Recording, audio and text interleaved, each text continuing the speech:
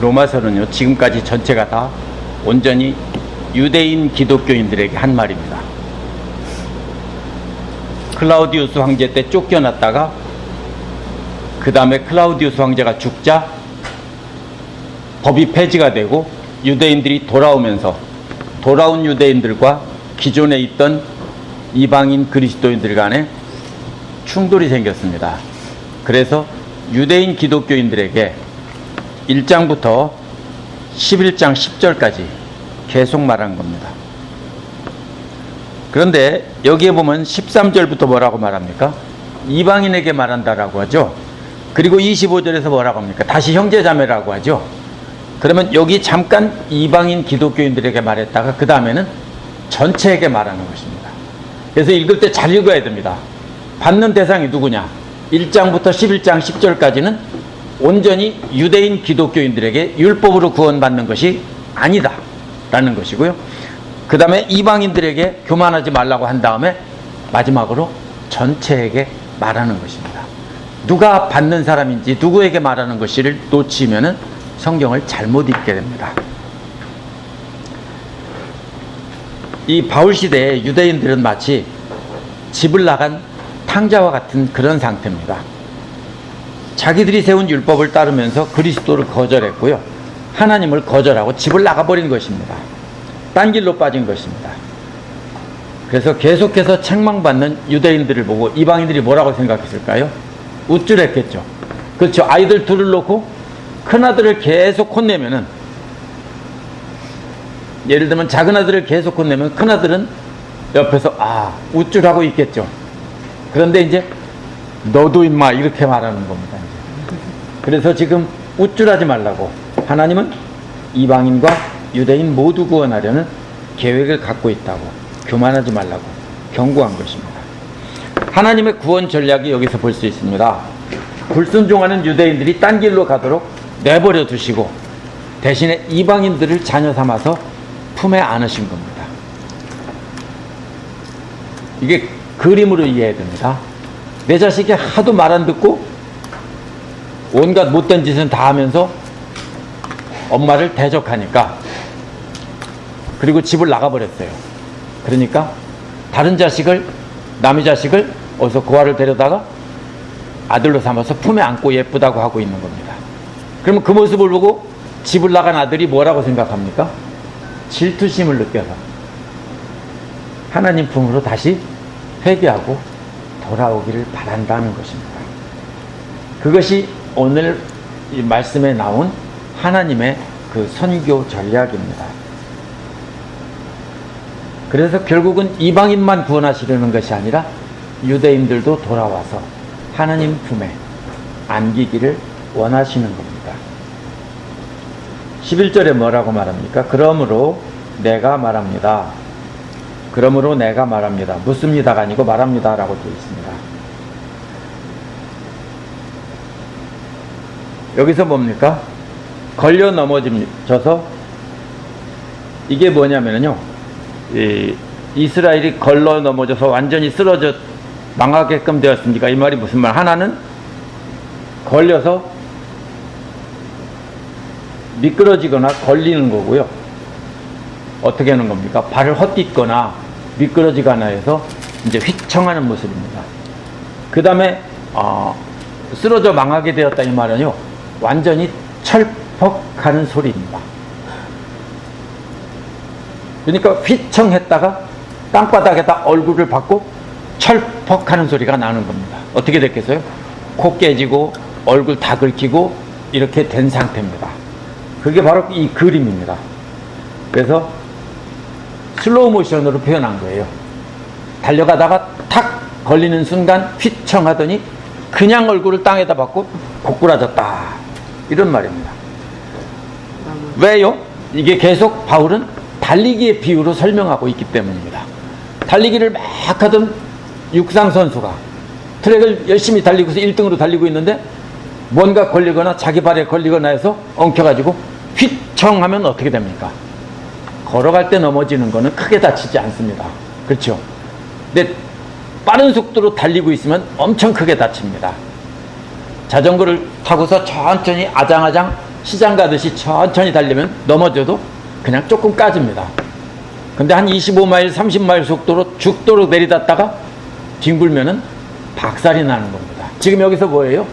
전속력으로 달리다가 휘청해서 그냥 땅바닥에다가 고꾸라지는 그림으로 표현한 것입니다. 그게 11절 앞부분입니다. 그래서 완전히 실격되었느냐? 왜냐하면 끝난 것 같습니다. 코뼈도 부러지고 얼굴 다 깨지고 이제는 무릎도 다 까지고 다시 달리지 못할 것 같아요. 그래서 끝났느냐라는 거예요. 실격이냐 이런 말입니다. 그러자 뭐라고 합니까? 바울은 그럴 수 없습니다 라고 말합니다. 이 말은 절대로 그럴 수 없다는 말입니다. 이것은요 무슨 말입니까? 그들의 허물 때문에 구원이 이방인에 이르렀다고 했습니다. 이 허물이라는 말과 앞에서 휘청하고 헛디뎠다는 말이 같은 말에서 온 말입니다. 앞에서는 동사고요, 여기서는 명사로 바뀐 말입니다.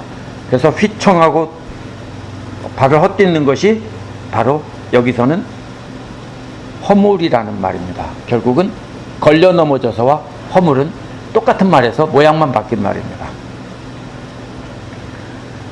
그러면 무슨 뜻입니까? 그들이 잘못된 스텝으로 미끄러지거나 아니면은 잘못된 길로 달리고 있는 것입니다. 그래서 그것이 허물입니다. 그걸로 인해서 유대인들이 자빠졌습니다. 그것 때문에 구원이 이방에 이르렀어요. 그래서 이방 사람들이 어부지리로 뭐예요? 승리의 월계관을 썼다 이런 뜻입니다. 그렇죠?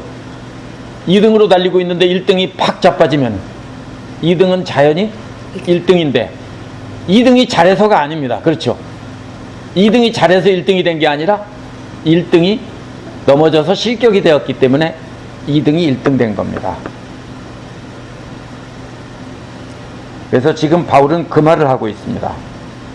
결코 이방인들이 잘해서가 아니라는 겁니다. 너희들이 잘해서가 아니라 1등으로 달리던 유대인들이 자빠져서 그래 이런 뜻입니다. 그래서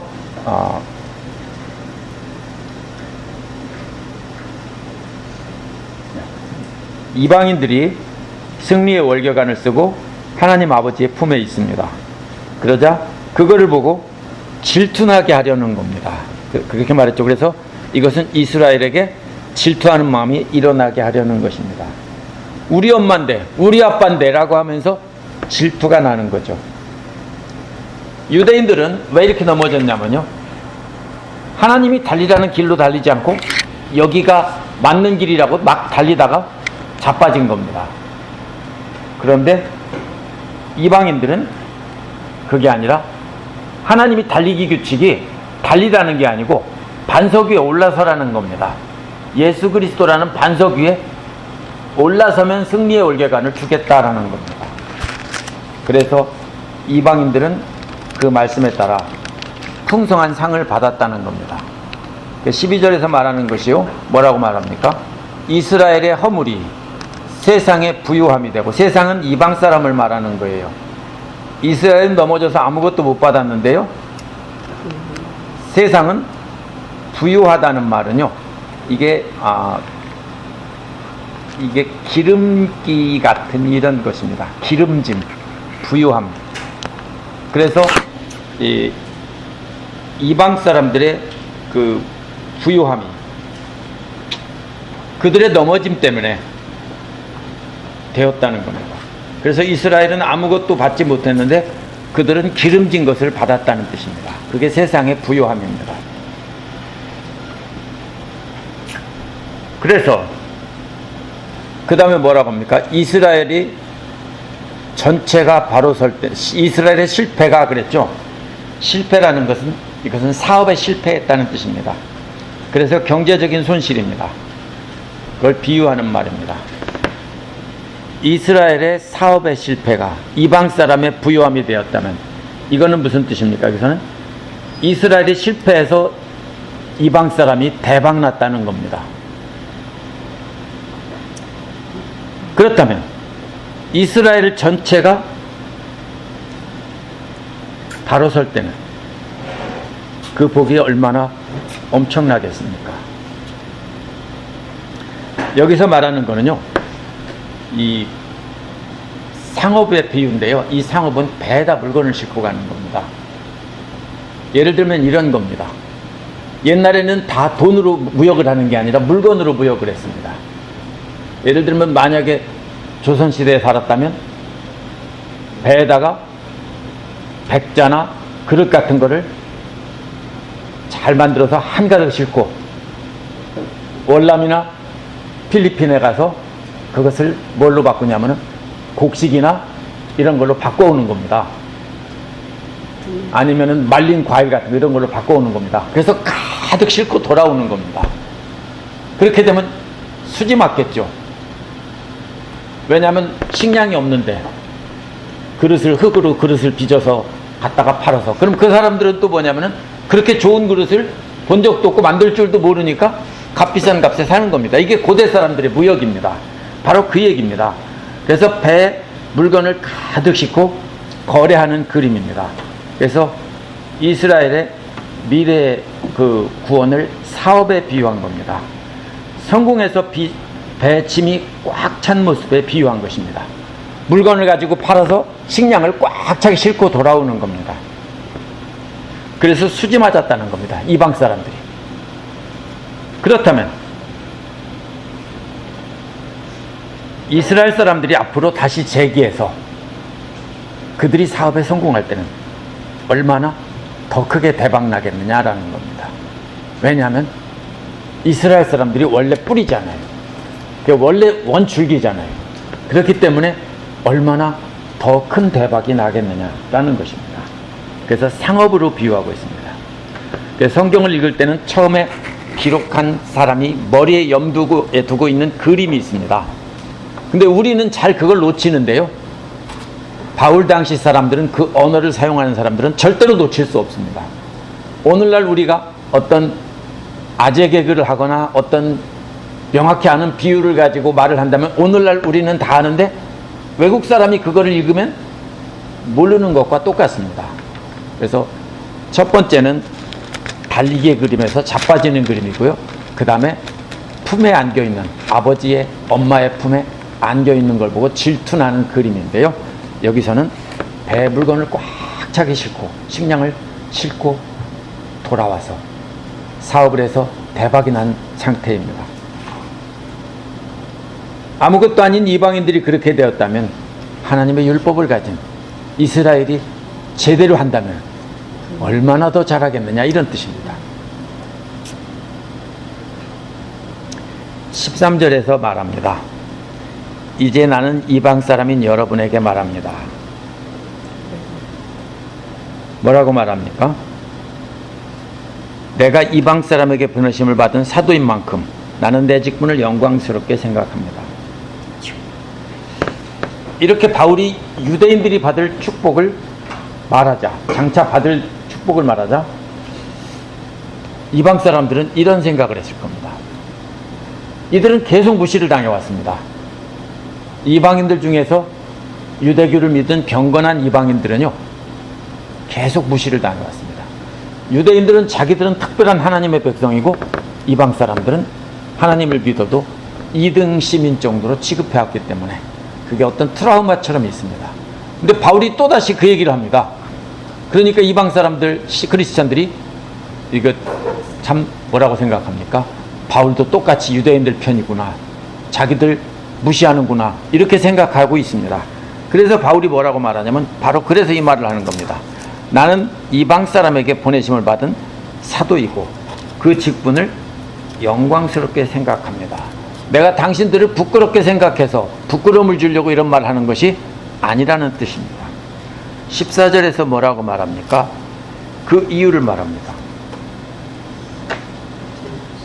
그게 뭐예요? 내 동족, 이게 내 육신입니다. 내 살, 이런 말입니다. 내 살붙이. 내 살붙이들에게 질투심을 일으켜서 그들 중에 얼마라도, 다가 아니에요, 그들 중에 일부라도 구원을 하고 싶다는 뜻입니다. 근데 예수님 때부터 바울의 때까지 말을 듣는 사람이 거의 없어요. 그러자 바울은 지금 내가 내 살부치들에게 질투심이 나게 해서 그들 중에 몇 사람이라도 구원을 하고 싶다는 겁니다. 15절은 왜냐하면 이렇게 시작합니다. 왜냐하면 하나님께서 그들의 버리심이 이방 사람과 화해를 이루는 것이라면, 하나님께서 그들을 버리셨어요. 이스라엘을. 이건 하나님이 그들을 버렸다는 것이 아니라 그들의 버리심, 이렇게 되어 있거든요.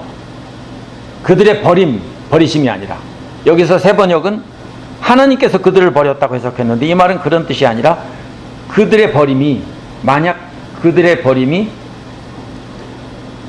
세상, 즉 이방인과 화해함이 되었다면, 이 말은 이런 뜻입니다. 하나님이 이스라엘을 버린 게 아니라 유대인들이 그리스도를 버린 겁니다. 그들의 버림이, 이런 말입니다. 이것은 하나님이 버렸다는 뜻이 아닙니다. 원어의 의미는 그들의 버림이 세상과 화해하게 한 것이라면, 이런 말입니다. 그들의 버림이 그들이 목적격이 될 수도 있고요, 주격이 될 수도 있습니다. 그 세 번역은 주격으로 해석해서, 그것이 목적격으로 해석해서 하나님께서 그들을 버린 거로 해석했는데, 이것은 그들은 주격이라고 생각합니다. 그래서 그들이 버린 겁니다. 그들이 메시아를 버렸습니다. 사도행전 13장 46절에서도 바울과 바나바가 이방인에게 간다고 할 때 유대인들이 자신들을 버렸기 때문에 나는 이제 이방인에게로 간다, 이렇게 말합니다. 그러면서 어디로 갑니까? 바로 옆집, 유대인 회당 옆에 있는 유스도라고 하는 이방인 집으로 들어갑니다. 얼마나 웃깁니까? 고린도에서 회당에서 있다가 쫓겨나니까, 너희들이 거부하니까 나는 이방인에게로 간다면서 바로 옆에 있는 그 이방인 집으로, 유스도 집으로 들어가서 거기서 복음을 전했습니다. 그게 사도행전에 나옵니다. 그래서 여기서 그들의 버림은 하나님의 버림이 아니라 그들이 버린 것입니다. 그래서 그들의 버림이 화해를 이룬 것이라면, 그들을 받아들이심은, 이것도 역시 그들의 받아들임입니다. 그들의 받아들임은 뭐라고 했습니까? 죽은 사람들 가운데서 살아남을 주심을, 죽은 사람들 가운데서 새 생명을 주는 거죠. 그들이 누구를 받아들입니까? 예수 그리스도를 다시 만약에 받아들이게 되면 그들은 이미 죽었어요. 그런데 그들이 죽음 가운데서 새 생명을 얻게 되는 것이다, 이렇게 말합니다. 그래서 여기서 보면요,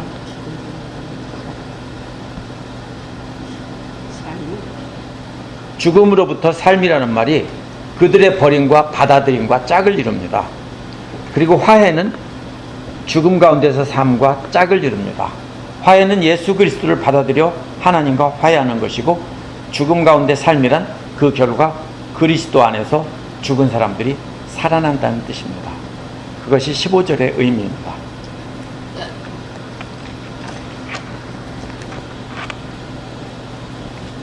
그런데 여기서 이스라엘이 다 살아나는 게 아닙니다.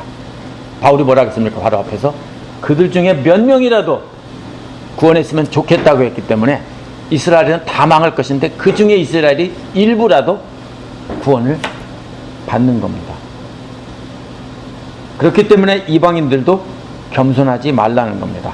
그러면서 16절에서요 또다시 비유를 말합니다. 만물로 바치는 빵 반죽덩이가 거룩하면, 이게 무슨 말이냐면요, 밭에 밀이 다 익었습니다. 그러면 첫 열매를 거둬서 빵을 만들어서 하나님께 바칩니다.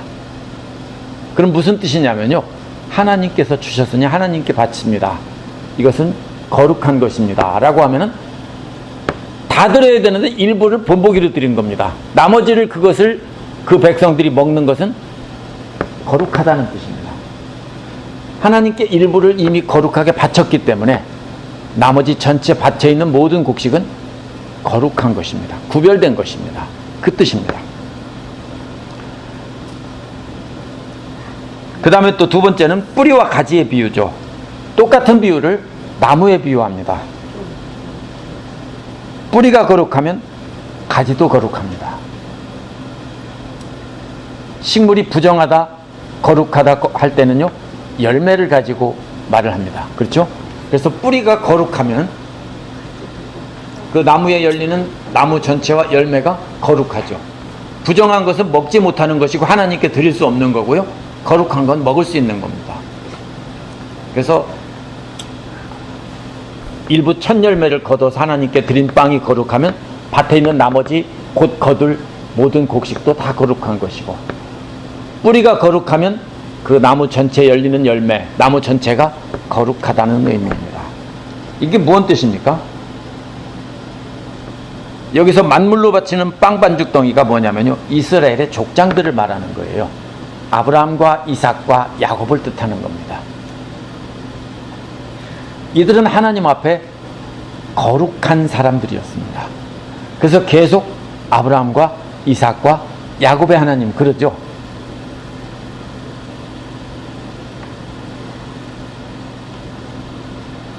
그러면 나머지는 뭐겠습니까? 당연히 전체 이스라엘입니다. 그러면 이걸 가지고 그러니까 다 거룩하다, 다 구원받는다, 이게 아니라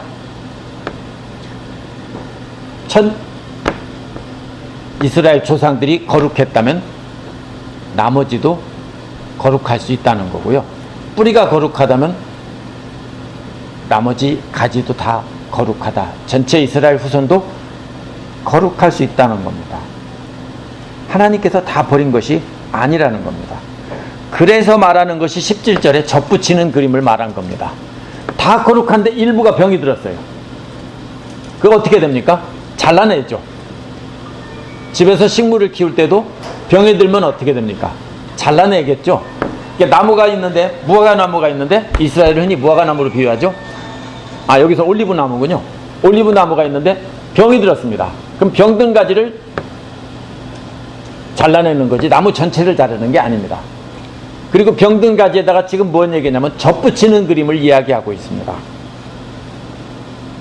여기서 뭘 말해요? 참 올리브 나무 가지들 얼마를 잘라냈어요. 왜요? 이게 바로 그 16절에서 말한 거예요. 첫 열매가 거룩하면, 아브라함과 이삭과 야곱이 거룩하면 나머지도 다 거룩해야 되는데 거룩하다는 거예요. 그런데 일부가 병이 들었다는 거예요. 그것이 17절이에요. 그래서 일부를 하나님께서 잘라냈다는 거예요. 그리고 잘라낸 그 자리에다가 돌 올리브 나무인 그대들을 접붙여 주셨다는 겁니다. 그래서 이건 그냥 비유예요. 실제로 돌 올리브 나무를 참 올리브 나무에 접붙일 사람은 없죠. 그래서 그대가 참 올리브 나무 뿌리에서 올라오는 양분을 함께 받게 된 것입니다. 이게 기름기라는 말인데요, 풍부한 영양분을 뜻합니다. 그래서 풍부한 영양분을, 참 올리브 나무의 풍부한 영양분을 받게 된 거지. 이 가지는 사실 아무것도 아닙니다. 그렇죠? 뿌리와 줄기에서 올라오는 그 모든 양분들이 진짜지, 이 가지는 아무것도 아닙니다. 그래서 뭐라고 말해요? 18절에 그대는 본래 가지들을 향해서 우쭐대지 말아야 합니다. 왜요? 그대가 우쭐댈지라도 그대가 뿌리를 지탱하는 것이 아니라 뿌리가 그대를 지탱한다고요. 여기서 18절에 이 우쭐대지 말아야 된다는 말은 재미있는 말이에요. 아래로라는 말과 큰 소리로 연설한다는 말이 합쳐져서 된 말이에요. 이게 우쭐댄다는 거예요. 누가 우쭐댑니까? 높은 단 위에 서서 누가요? 시저가, 그죠? 시저, 안토니우스죠. 연설을 합니다. 그죠? 브루투스가 연설을 합니다. 그러면 그 뭐예요? 거기 아래에 있는 사람들은 다 어떤 겁니까? 이제 그 사람보다 못한 사람들입니다. 왕이나 아주 높은 사람들이 높은 자리에 서서 아래를 보고 연설하는 겁니다. 이게 그런 단어입니다. 그래서 우쭐댄다는 말은 그런 뜻입니다. 가지가 돌올리브 나무가 참올리브 나무 끝 높은 부분에 잘린 다음에 거기에 접붙여서 높이 있어요. 그러니까 보고서 아래를 보고서 연설하는 겁니다. 너희들 말이야, 유대인들 까불지 마. 아무것도 아닌 것들이. 이런 태도를 갖지 말라는 겁니다.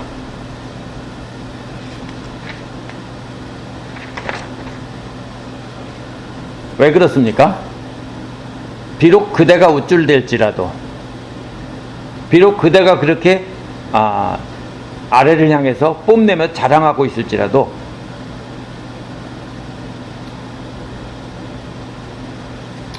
그대가 뿌리를 지탱하는 게 아니라 뿌리가 그대를 지탱한다. 뿌리와 가지는 바뀔 수 없죠.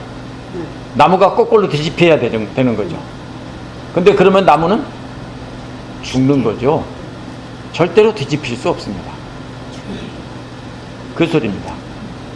뿌리와 가지가 뒤집힐 수는 없다는 것입니다. 19절에서 뭐라고 말합니까? 그러므로 본래의 가지가 잘려나간 것은 그 자리에 내가 접붙임을 받게 하려는 것이었다라고 말을 해야 되는 겁니다. 가지가 잘려나가고 그래서 그 안에 뾰족한 것을 찌른다는 뜻입니다. 이게 접붙인다는 말이요. 안에다가 뾰족한 것을 찔러 넣는다는 말입니다. 그러니까 나무에 흠집을 내거나 구멍을 뚫고서 어떻게 합니까? 거기다가 가지를 뾰족하게 깎아서 집어넣고 묶지요. 그게 접붙이는 겁니다. 바로 그렇게 접붙임을 받게 하려는 것이었다 라는 겁니다. 20절에서 뭐라고 말합니까? 옳습니다. 그 가지들이 잘린 것은 믿지 않은 뜻입니다. 불신 때문에 잘려나간 겁니다. 반대로 당신들은 믿음 때문에 여기서는 잘려나가지 않았다라고 하지 않고 완전히 서 있다라고 합니다. 왜요? 아까는 잘렸어요. 이번에는 접붙인 것이 완전히 살아서 이제 완전히 연결이 됐기 때문에 서 있다라고 한 겁니다. 완전히 서 있다라고 말했어요. 그래서 잘려나간 것은 믿지 않은 탓이고 그대가 그 자리에 붙어 있는 것은, 이 말은 그 자리에 완전히 서 있는 것은 이런 말입니다. 완전히 접붙여서 완전히 붙었기 때문에, 살았기 때문에 그렇게 그 자리에 완벽하게 완전히 서 있다는 것입니다. 그러니까 교만한 마음을 품지 말고, 이 말은 높음을 생각하지 말라는 겁니다. 높으면 나도 참 올리브 나무에 접이 붙였으니까 나도 참 올리브 나무다라고 하고 높음을 생각하지 말라고요. 대신에 뭐 하라고요? 두려워하라고요. 왜 두려워합니까? 참 올리브 나무 가지도 병 들었을 때 뚝 잘라버렸다면 우리도 병 들면 어떻게 하냐? 더 가차없이 잘라버릴 것이 아니냐 그겁니다. 그죠? 본래 가지 자르기는 아깝죠. 근데 접붙이까지 자르는 것은 아무것도 아니라는 뜻입니다. 그까지 거 뚝 자르고 새로 접붙이면 된다 이런 뜻입니다. 그러니까 이것은 나도 너희도 잘려나갈 수도 있으니까 교만하지 말라는 거예요. 그러면 이것은 조금 잘못하면 잘린다는 뜻이 아닙니다. 그리스도를 부정하고 믿지 않고 하나님을 대적하게 되면 그때는 잘린다는 겁니다. 21절에서요. 하나님께서 본래의 가지들을 아끼지 않으셨으니 접붙은 가지도 아끼지 않을 것입니다. 제가 조금 전에 말한 말이죠. 본성을 따라 본래의 가지도 아끼지 않았다면 너희도 아끼지 않는다는 겁니다. 이런 얘기입니다. 자동차를 새 차를 살 땐 아끼죠. 근데 어디다 박아서 범퍼를 갈았는데요. 갈은 범퍼는 오리지널 범퍼와는 다릅니다. 분명히 다릅니다. 그러면은 갈은 범퍼를 가지고서 처음에 오리지널 때처럼 차를 아끼냐면 아니죠. 그것도 만약에 쭈그러지거나 못 쓰게 되면 그때는 처음처럼 아까워하는 마음이 없고 에이 어차피 한번 바꾼 거 또 바꿔버리지. 그럴 수 있는 거죠. 이게 경고입니다. 그래서 21절에서 22절에서 보면요. 그러므로 하나님의 인자하심과 준엄하심을 생각해 보십시오. 양면이 서로 반대가 되는 말인 것 같습니다. 인자하심과 준엄하심. 인자하심은 뭡니까? 죄를 지어도 참고 용서해 주는 것이 인자하심입니다. 준엄하심은 엄격하게 벌을 주는 겁니다. 이게 공존한다고요. 이스라엘이 왜 그렇게 됐죠? 인자하심만 생각했어요. 왜? 구약성경 처음부터 계속해서 범죄했는데도 간구하면 다시 하나님께서는 제자리로 돌려주셨거든요. 부르짖으면 대적들을 물리쳐 주시고 다시 살게 해주셨거든요. 그러니까 이스라엘은 하나님은 언약 때문에, 우리와 맺은 언약 때문에 우리를 버리실 수 없는 거다라고 생각한 겁니다. 그래서 하나님은 뭐만 있다고요? 인자하심만 있고 우리에게는 준엄하신 심판을 할 수 없다라고 생각한 겁니다. 그런데 바울은 여기서 두 가지를 다 생각하라고 했습니다. 하나님의 인자하심과 준엄하심을 둘 다 생각해 보라고 했습니다. 그래서 하나님은 한없이 인자한 분이시지만 때가 되면 준엄하게 심판하는 분이라는 것을 절대로 잊지 말라는 겁니다. 그래서 넘어진 사람들에게는 준엄하십니다. 그랬죠? 계속 인내하셨는데 그리스도에 걸려 넘어져서 그리스도를 반대하고 죽이는 사람들에게는 엄하신 거죠.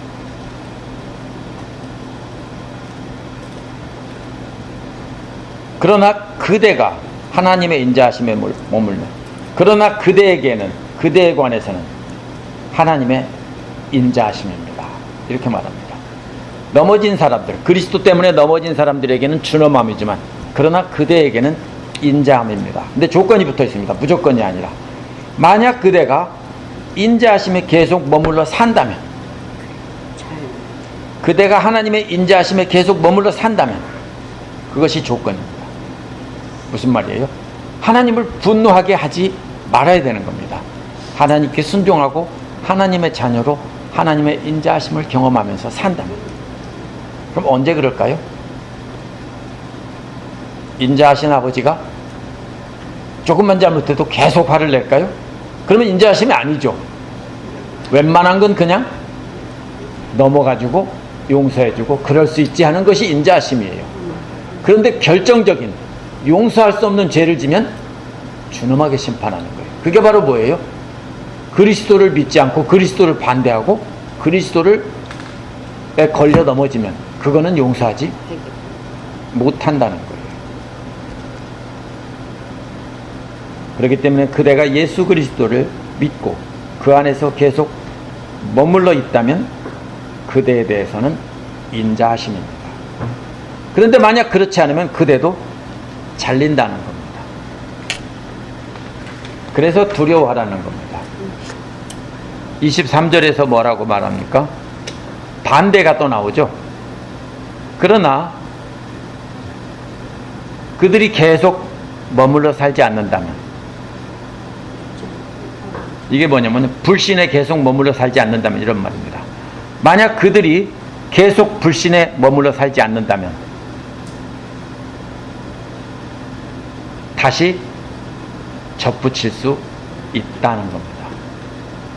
왜냐하면 하나님은 그들을 다시 접붙일 수 있는 능력이 있다는 겁니다. 하나님은 잘라버린 가지를 다시 접붙일 수 있는 능력이 있다고요. 우리는 못하죠. 잘라내버려서 말라 죽은 가지를 다시 접붙일 수 없죠. 근데 하나님은 할 수 있다는 겁니다.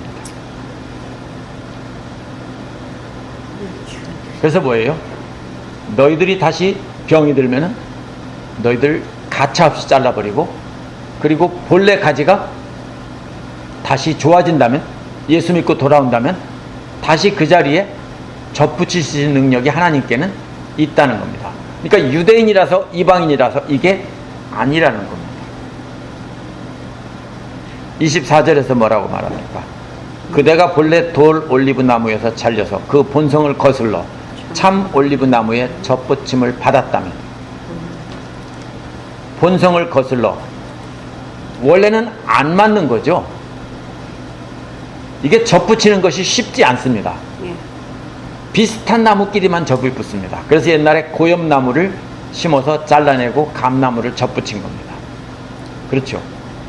왜 감나무 씨를 안 심냐면요, 씨는 잡종이 되어서 본래 감처럼 크고 맛있는 감이 된다는 보장이 없어요.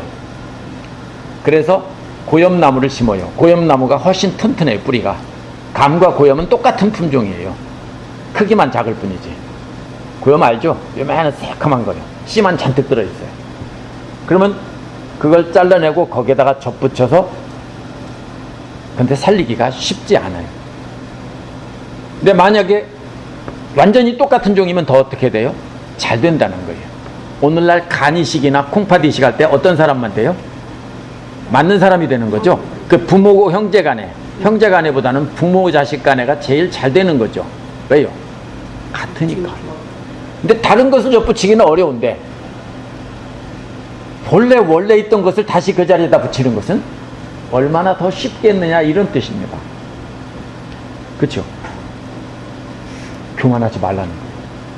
너희들 잘라내고 원래 유대인들이 다시 회개했을 때 그들을 다시 접붙이는 것은 너희들 접붙이는 것보다 훨씬 쉬운 일이다, 이런 말입니다.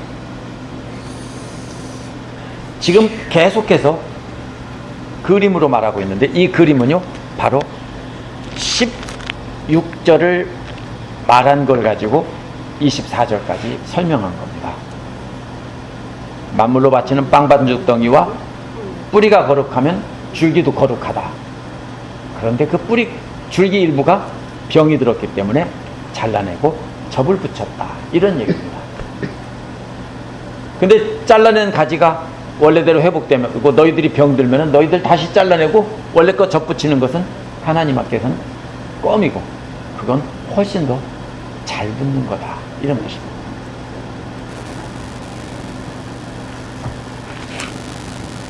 만약에 이스라엘처럼요, 이방 사람들도 교만해져서 예수 그리스도를 믿는다고 하면서 예수 그리스도보다는 자기들이 그 자리에 서게 되면은 그때는 가차없이 잘라버린다는 경고입니다. 로마 교회에 어떤 일이 벌어졌습니까? 제가 계속 설명합니다. 이것을 잊으면 로마서를 이해를 못합니다. AD 49년에 클라우디우스 황제가 모든 유대인들은 로마시에서 나가라고 했습니다. 그래서 쫓겨났습니다. 그래서 그러다 보니까 누가 없어졌냐면요, 유대인 그리스도인들이 전도를 해서 교회를 세웠고 나머지는 새신자들 같은 사람들이에요. 근데 누가 없어졌어요? 선생님들이 다 없어지니까 그 중에 새신자들끼리 학생 중에서 그 중에서 괜찮은 사람을 뽑아서 지도자로 세워서 이렇게 오랫동안 교회가 잘 유지가 되고 번창한 겁니다. 그런데 54년, 오랫동안도 아니죠. 5년 만입니다. 54년에 클라우디우스가 죽자 5년 뒤에 이들이 돌아옵니다. 돌아왔는데 보니까 설 자리가 없습니다. 자기들이 키우던 아무것도 아닌 것들이 뭐가 됐어요? 다 지도자가 됐어요. 그러니까 자기들이 오니까 이제는 그 밑에 들어가서 있을 수밖에 없어요. 안 믿고 싶죠? 그래서 뭐라고 합니까? 너희들 예수 그리스도만 믿으면 안 돼. 율법도 우리처럼 지켜야 돼. 우리는 율법을 지키면서 예수 그리스도를 믿어서 구원받은 건데 너희들은 율법이 없잖아. 그러니까 너희들도 우리처럼 율법도 지켜야 돼. 그럼 뭐예요? 이제 율법을 가르칠 수 있는 것은 자기들이니까 자기들이 다시 우위에 설 수 있는 겁니다. 그래서 로마서를 바울이 보낸 겁니다. 율법이 아닌 믿음으로 구원받는 거니까 괜히 흙탕물 흐리지 말라는 겁니다. 이것이 바로 1장부터 11장 10절까지 바울이 말한 것이고요. 반면에 이방인 지도자들은 어떤 문제가 있습니까? 자기들이 지도자인데 이제 와서 돌아와서 자기들이 으뜸 노릇을 하려고 하니까 안 받아들입니다. 뭐라고 합니까? 자기들은 충분히 믿음에 서 있다고 생각하고 돌아온 유대인 그리스도인들을 탕자처럼 생각합니다. 돌아온 작은아들처럼 생각하고 큰아들이 작은아들을 무시하는 것처럼 그런 태도로 대했습니다. 역시 뭘 모르는 거냐면요, 하나님의 마음을 모르는 겁니다. 그래서 바울은 오늘 말씀에서 너희들도 조심해 라고 한 겁니다. 문제는 항상 어디에 있습니까? 교만한 마음에 있습니다. 지도자의 자리에 서게 되면 그 다음에 반드시 찾아오는 것이 우리에게는 교만한 마음입니다. 그러다 보니까 우리가 범죄를 하는 것입니다. 오늘 아침 말씀에서도 역시 묵상 말씀에서도 똑같은 말씀이 나옵니다. 그렇죠? 제자들이 계속해서 예수님을 왕으로 세우려고 하는데 예수님은 뭐라고 합니까? 왕으로 온 게 아니라 섬기는 종으로 왔다고 그러죠. 그래서 너희들이 내가 그렇게 예수님도 계속해서 뭐에 있었다고요? 사탄의 시험을 받았다고요. 누가복음 4장에 나온 거기에서만 4장 13절에서만 시험을 받은 게 아니라 예수님은 사역 내내 시험을 받았습니다. 언제? 유대인들이 박수를 쳐주고 기적을 일으키고 할 때 박수 치면서 왕으로 삼으려고 할 때마다 예수님은 내가 정말로 왕이 돼야 되겠다는 생각을 인간이기 때문에 계속 불끈불끈 올라왔는데 하나님께서 죽기까지 섬기는 종으로 그들을 섬기라고 했기 때문에 계속 그것을 내려놓고 한 겁니다. 그래서 거기서 뭐라고 하냐면요, 예수님이 시험들, 내가 했던 모든 시험들에 너희들이 나와 함께 살았기 때문에 너희들에게 말한다고 하면서 오늘 아침 묵상 말씀이 그겁니다. 오늘 우리에게 시험도요, 바울이 여기서 말한 것과 똑같습니다. 교만한 마음이 바로 시험입니다.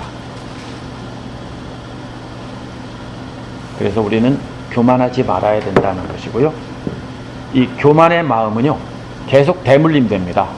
유대인들이 교만한 마음 가지고 있던 것이 이방인들이 기독교의 중심이 되자, 그게 이제 AD 313년에 시작한 것을 콘스탄티누스가 공인한 것이 캐톨릭 교회의 시작입니다.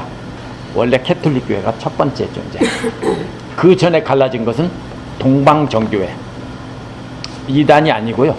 로마가 커지다 보니까 오늘날 터키의 콘스탄티노플에 있었고, 그리고 로마에 있었는데 동로마 제국, 서로마 제국, 수도를 어디로 옮깁니까? 콘스탄티노플, 터키로 옮겨버립니다. 그러면서 동로마, 서로마가 갈라지면서 교회가 동로마 교회, 서로마 교회가 갈라졌는데, 이게 처음에 갈라진 이유는 우상을 세우는 것 때문입니다. 우상이 아니라 예를 들면 예수 그리스도의 상, 마리아 상, 이런 걸 세워서 무식한 게르만족을 가르치려고 했던 겁니다. 왜? 오늘날 독일 사람 선조인 게르만족들이 북쪽에서 남쪽으로 내려와서 로마를 자꾸 차지하고 섞이는데, 그들을 가르치기 위해서는 물건이 필요했습니다. 이게 누구다라고 해야 되니까, 그래서 서로마 교회는, 오늘날 캐톨릭 교회도 교회 앞에 뭐가 있습니까? 상이 있죠. 그것을 신상이라고 생각은 안 하죠. 그걸 보고 알도록 하기 위해서 마리아 상도 있고 예수님 상도 세워놓죠. 근데 동로마 교회에서는요, 그걸 못합니다. 왜 못하냐면 거기 그리스와 터키 쪽인데요, 거기는 원래 우상들이 가득한 곳입니다. 거기다가 만약에 우상을 만들어 놓으면 동로마 사람들은 뭐라고 생각하냐면요, 그 우상 중에 하나라고 생각합니다. 그래서 그걸 거부한 겁니다. 동로마가 사실은 정통이에요. 근데 힘이 서로마 교회에 있기 때문에 서로마 교회인 로만 캐톨릭이 나중에는 교만한 마음을 가지고 동로마 교회를 무시한 거예요. 근데 동로마 교회는 대신에 뭐를 했냐면요, 아이콘이라 해서 그림을 그렸습니다. 동로마 교회 오늘날 가면요, 꼭 절 벽에 그림처럼요, 그림이 빽빽하게 그려져 있습니다. 사람들이 글을 모르기 때문에 그 그림을 가리키면서 성경 이야기를 교회에 와서 가르친 겁니다. 그게 잘못됐다, 뭐 이상하다, 절 같다, 이렇게 하면 안 됩니다. 향을 피웁니다. 또 왜 피웁니까? 냄새를 통해서 거룩한 마음을 이렇게 갖게 하는 것을 가르치려고 향을 피우는 겁니다. 이곳은 거룩한 곳이다, 이걸 가르치려고 했던 겁니다. 이거 뭐 절 같다, 이렇게 하실 필요 없습니다. 근데 이것이 내려오면서 나중에 개혁교회,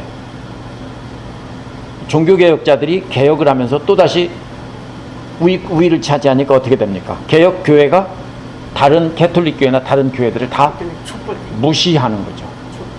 계속 이렇게 해서 뭐가 됩니까? 교만이 계속 이어져 내려옵니다. 오늘날도 그래서 장자교단, 큰 교단이 무시하는 거죠.